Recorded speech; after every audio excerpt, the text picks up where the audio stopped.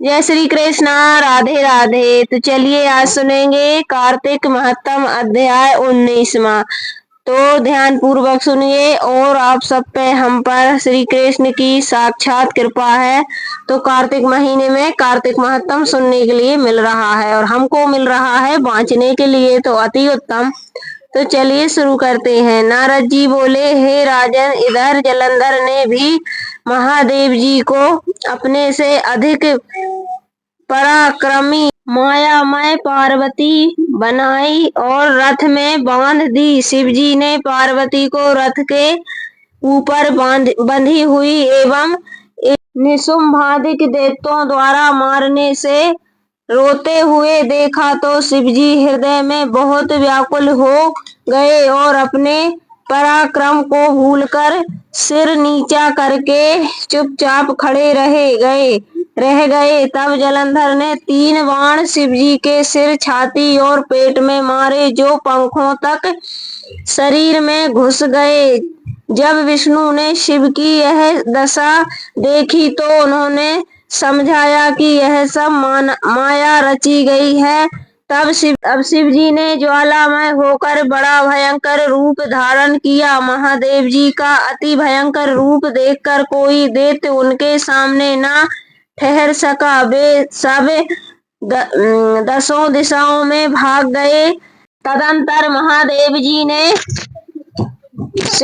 शुंभ निशुंभ दोनों को श्राप दिया कि तुम मेरे युद्ध में से भाग तो गए हो, लेकिन एक दिन पार्वती के हाथों से ही मारे जाओगे। इधर जलंधर ने बड़े वेग से तीक्ष्ण बाणों की वर्षा की, जिससे पृथ्वी तल ढक गया। जब तक शिवजी उसके बाणों को काटे तब तक उस जलंधर ने महाबली नंदी के ऐसा कठोर परिघ मारा कि उसके लगने से वह युद्ध भूमि में से भाग गया और महादेव जी के रोकने पर भी न रुका। तब शिवजी ने भयंकर रूप धारण करके सूर्य के समान तेज वाले सुदर्शन चक्र को संभाला और उस पर चला दिया। वह पृथ्वी और आकाश को अपने प्रकाश से चकाचौंध करता हुआ भूमि पर आया और महाबली जलंधर का सिर काट दिया। जलंधर का सिर घोर शब्द करता हुआ गिरा और उसका तेज शिवजी में और वृंदा के शरीर का तेज गौरी में लीन हो गया। यह देखकर ब्रह्मा आदि देवताओं को बड़ा आनंद हुआ और शिवजी को प्रणाम कर विष्णु का हाल कहने लगे, हे देवादि देव महादेव, आपने शत्रु को मारकर तो उसके भय से हमारी रक्षा की है, परंतु एक भय और पैदा हो गया है कि वृंदा के सौंदर्य से विष्णु मोहित होकर उसकी चिता की रज में लोट पीट रहे हैं। अब हम क्या करें? रुद्र बोले, देवताओं, विष्णु का मोह दूर करने के लिए तुम शरण मोहिनी नाम की माया की शरण जाओ, वही तुम्हारा कार्य सिद्ध करेगी। नारद जी बोले, तब भूत गणों समेत शिव अंतर्ध्यान हो गए एवं सब देवता भक्तों की रक्षा करने वाली मूल प्रकृति योग माया की स्तुति करने लगे, जो अपने 23 गुणों द्वारा संपूर्ण जगत में व्यस्त है, जिसके रूप कर्म आदि का गुणगान तीनों देवता भी नहीं कर सकते, उसको हम बार बार प्रणाम करते हैं।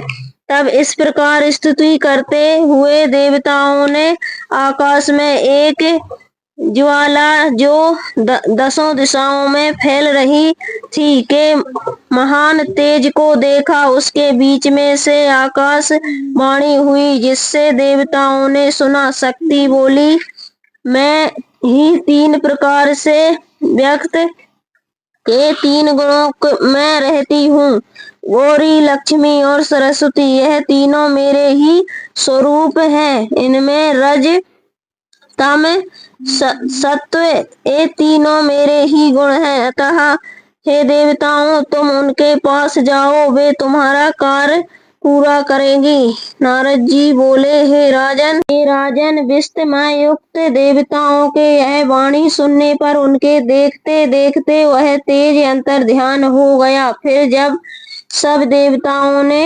आकाशवाणी के वचनों को मानकर गौरी, लक्ष्मी और सरस्वती के पास जाकर भक्ति से प्रणाम किया, तदंतर भक्त वत्सल देवताओं ने देवताओं को शरण में आया हुए देखकर उनको कुछ बीज देकर कहा, इन बीजों को विष्णु के पास जाकर उस रज में बो दोगे तो फिर तुम्हारा कार्य सिद्ध होवेगा। नारद जी बोले, देवताओं ने उन बीजों को लेकर वहां पर बोया जहां वृंदा की चिता भूमि में विष्णु भगवान दुखी होकर विराज रहे थे। कार्तिक महत्तम 19वां समाप्तम। राधे राधे, जय श्री कृष्ण।